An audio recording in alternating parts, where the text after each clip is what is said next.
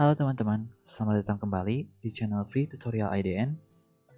Oke, pada video kali ini kita akan memulai tutorial dasar bahasa pemrograman Python dengan menggunakan Jupyter Notebook. Oke, pada episode pertama pada series ini, saya akan mencoba memperkenalkan print function, variables, and data types, tipe data. Oke, yang pertama saya akan mencoba menjelaskan mengenai print function.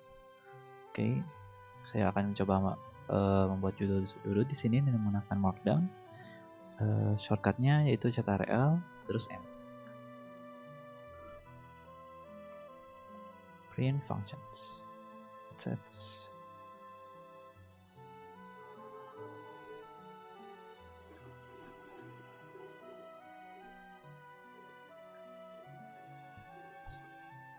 Nah, maaf, ada suara mengganggu.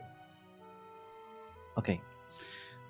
Nah, sebenarnya apa print function itu? Print function itu merupakan suatu fungsi yang berguna untuk memunculkan suatu nilai value, kata, kalimat, string, ya apapun itu, ke layar komputer Anda.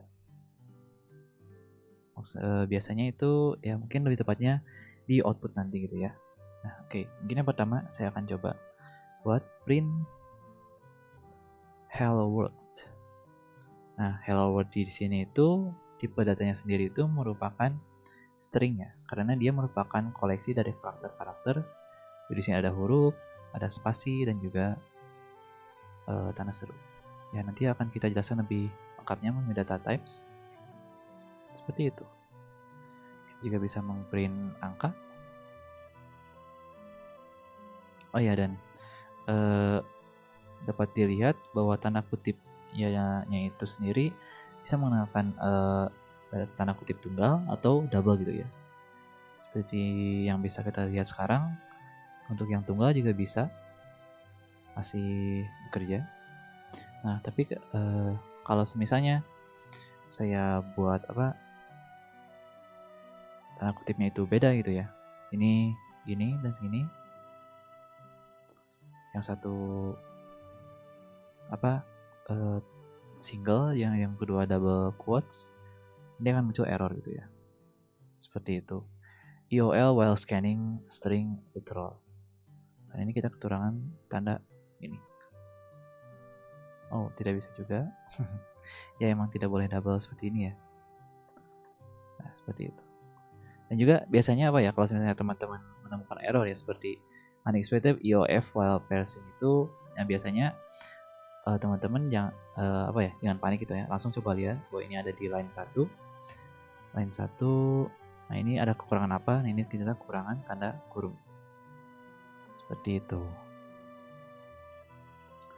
Oke, mungkin sangat simpel ya untuk fungsi print ini, untuk memunculkan suatu value gitu ya di output. Ya, sekarang kita langsung masuk aja ke bagian variables.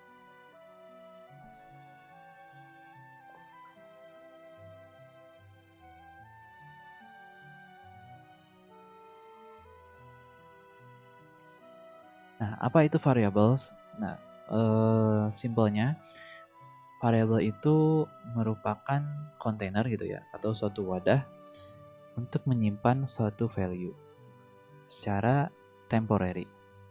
Kenapa temporary? Karena value yang kita simpan di wadah itu bisa berubah seperti itu.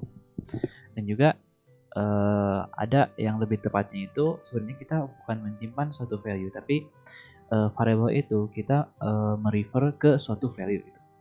Jadi kalau misalnya kita coba membuat variabel, misalkan variabel A sama dengan 1.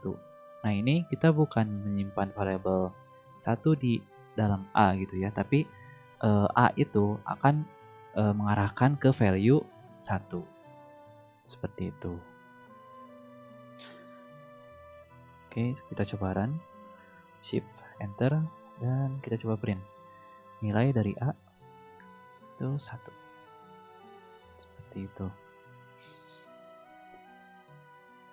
Nah, dapat diperhatikan ya dalam ketika kita mengeprint suatu variabel, kita tidak perlu tanda kutip, karena tanda kutip itu digunakan biasanya untuk mengeprint suatu string gitu ya. Seperti itu.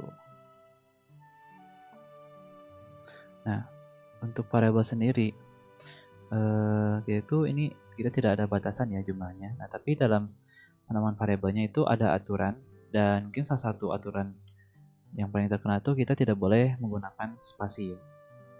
Misalkan ini ada apa ya? Jangan deh. Matahari. Ini variabel matahari, dan ini kita tidak bisa karena invalid syntax. Jadi biasanya kalau misalnya ada dua kata dan kita perlu jadikan satu variabel, kita pakai pembatasnya itu underscore biasanya. Seperti itu.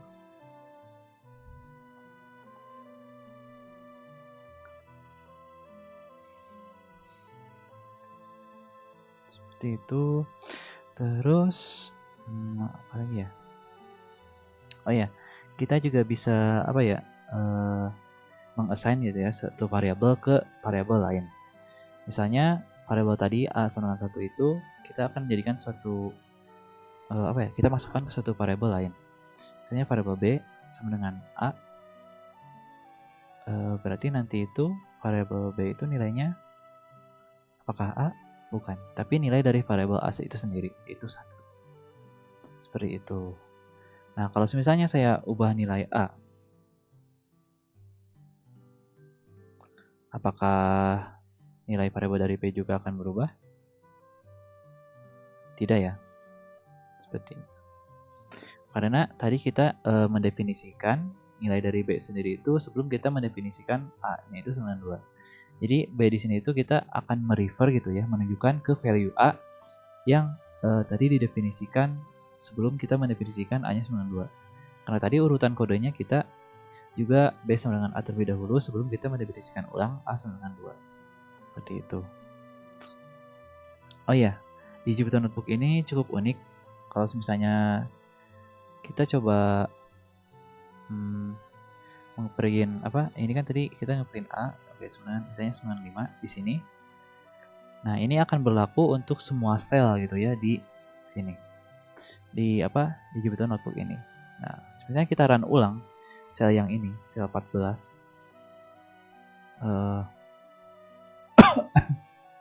Nanti itu nilai B-nya itu akan menjadi 5. Seperti itu. Oke. Nah, kalau misalnya kita ingin menghentikan gitu suatu proses yang berjalan di sini, yang saya maksud itu kita gitu di sini tuh udah menyatakan bahwa A itu sama dengan 5. Terus B itu sama dengan A. Terus matahari sama dengan 2. Nah, kalau kita ingin mengstop gitu ya proses tersebut, itu kita ingin mendefinisikan semuanya dari 0 lagi.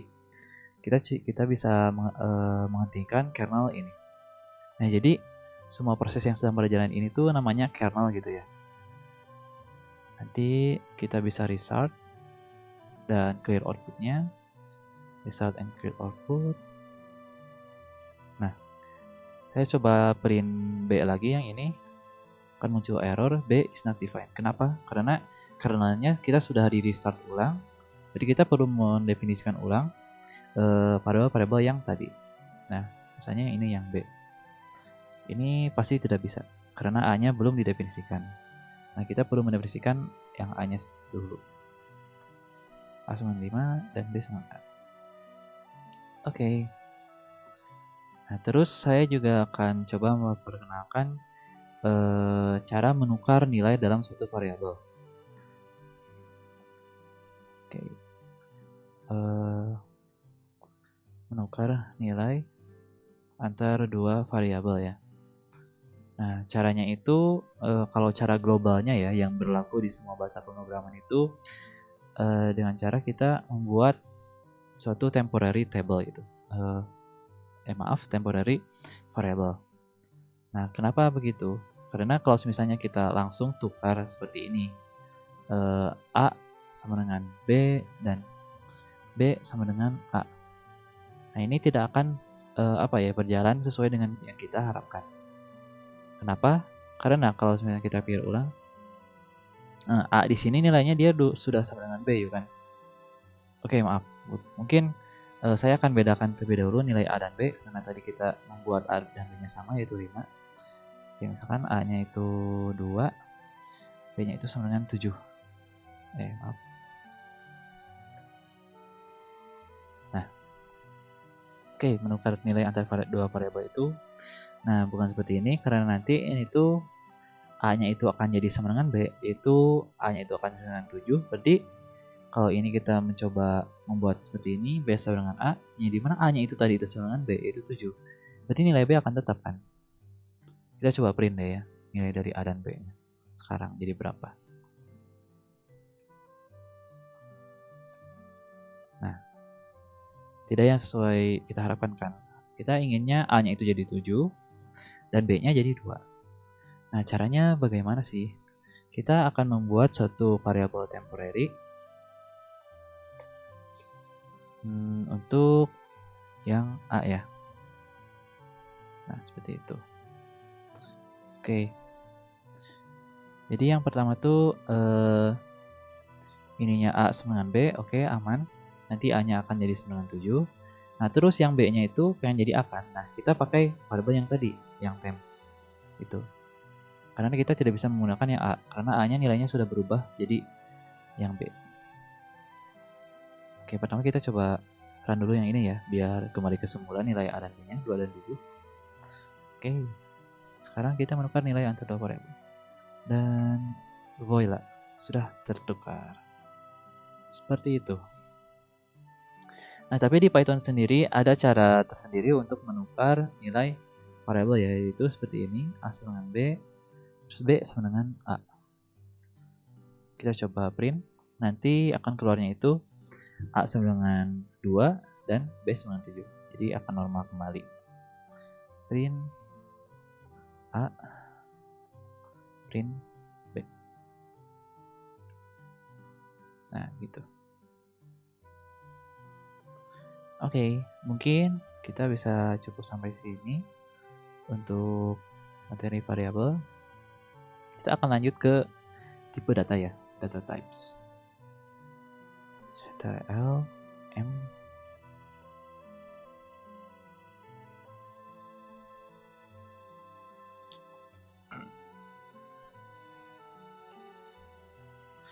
Nah, tipe data di Python sendiri itu sebenarnya ada banyak, tapi di sini saya akan mencoba memperkenalkan integer, yaitu bilangan bulat. Nah, bilangan bulat sendiri itu bagaimana sih? Oke, ulang. Nah, untuk tipe data sendiri di Python itu cukup banyak. Nah, tapi di sini saya akan mencoba memperkenalkan integer, lalu ada string. Mungkin sebelum string float dulu ya. Float, yang dimana float itu merupakan bilangan real gitu ya, kalau lebih tepatnya. Karena ini juga akan menunjukkan bilangan-bilangan desimal gitu. Terus string itu merupakan kumpulan karakter ya. Jadi tidak terbatas pada suatu huruf saja. Bisa tanda seru, bintang, dan semacamnya. Terus ada tipe data boolean, yang dimana boolean itu bernilai true and false saja. Terus ada list yang nanti akan dibahas secara khusus, dan seterusnya ya. Oke, mungkin yang pertama integer. Integer itu simply merupakan bilangan bulat gitu. Misalkan print 5. Nah, ini merupakan bilangan bulat. Nah, kita sendiri juga bisa mengecek gitu ya, jika suatu variabel itu tipenya itu apa sih tipe datanya. Nah, kita coba membuat variabel jangan A terus ya. V1 sama dengan 7. Nah, kita cek tipe datanya dengan mengetik type. Terus kita cantumkan variabel yang bersangkutan V1. Dia akan keluar integer gitu. Nah, terus kita coba float. Nah, untuk float sendiri Solution itu merupakan bilangan real ya. Nah, lebih tepat apa ya? Singkatnya itu bilangan desimal lah gitu, sampai ke desimalnya nanti akan bisa dimunculkan. Misalkan V2 sama dengan 0,25. Kita coba cari cek tipe datanya dari V2 apa? Float gitu ya. Nah, penggunaan apa ya? Tipe data sendiri itu kita sangat penting gitu ya untuk diperhatikan. Karena nanti sangat berpengaruh pada pengoperasian matematika. Kalau misalnya kita jumlahkan gitu ya V1 dan V2, misalkan di variabel baru yaitu variabel 3, V1 ditambah V2. Nah, nanti tipe data V3 itu sendiri akan jadi apa? Apakah integer atau float?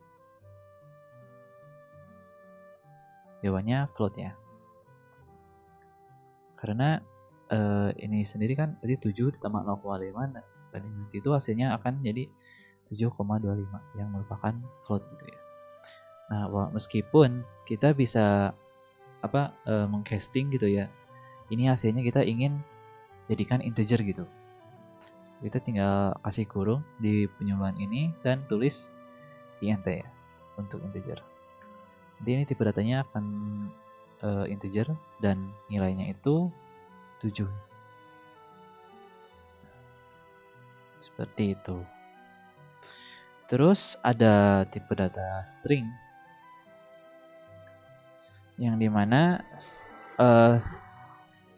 oke. Ada suara sebentar.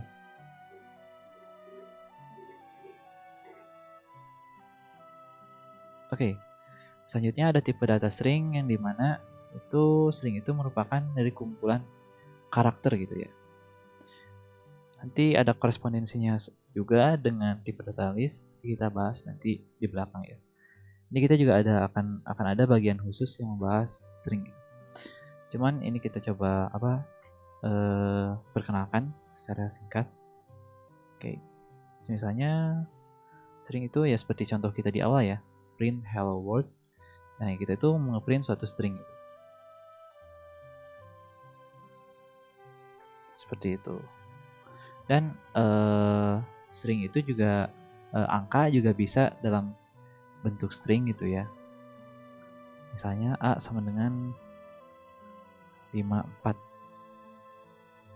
Terus print A dan sekalian kita coba cek juga tipe datanya. 54 dan dia merupakan string. Nah, seperti yang tadi saya singgung sebelumnya, kita sangat penting gitu ya untuk memperhatikan tipe data suatu variabel atau value itu apa. Dan nanti akan berpengaruh pada proses pengoperasian penjumlahan. Misalnya tadi itu A sama dengan 54, kita akan coba tambahkan dengan variabel V3 yang dimana tadi itu bernilai 7. Nah, akan jadi error ya. Karena yang A itu tipe datanya itu string gitu. Kita tidak bisa menjumlahkan satu karakter dengan bilangan. Seperti itu. Oke, sekarang kita akan masuk ke tipe data boolean. Tipe data boolean itu sebenarnya ya suatu objek yang bernilai boolean itu cuma ada 2, yaitu true dan false gitu. Seperti ini, true dan false. Nah, biasanya boolean itu hasil dari suatu pengoperasian suatu logika gitu untuk mengecek apakah suatu kondisi gitu ya atau argumen itu benar atau salah. Misalnya 5 apakah dia lebih besar dari 7? Tentu bukan ya. False. Nanti keluarnya akan gitu. Terus juga misalnya apakah 8 itu sama dengan 10? Nah, untuk mengecek suatu value itu sama, kita menggunakan tanda 2 sama dengan. Jadi ini false, tapi kalau misalnya ini 8, di true kan ya sama. Seperti itu. Terus itu ada sebenarnya banyak lagi ya. Ada besar sama dengan, ada tanda kurang dari, dan semacamnya. Nah, nanti boolean ini akan pemahaman mengenai boolean ini, tipe data ini akan bermanfaat di materi-materi Python yang berikutnya. Oke, nanti di video tutorial selanjutnya kita akan coba masuk ke if else statement gitu, yang dimana di sana kita akan memanfaatkan dari boolean ini. Oke, kita cukupkan sekian untuk video tutorial kali ini. Yang pertama, kita telah mengenal mengenai print function, variables, dan tipe data untuk bahasa pemrograman Python. Oke, maaf apabila banyak kekurangannya pada video ini. Saya juga masih belajar, oke. Mari kita coba belajar bersama-sama. Oke, jika ada pertanyaan, silakan cantumkan di bagian komen di bawah. Saya akan coba jawab sebisa mungkin. Oke, sekian untuk video kali ini. Thanks for watching.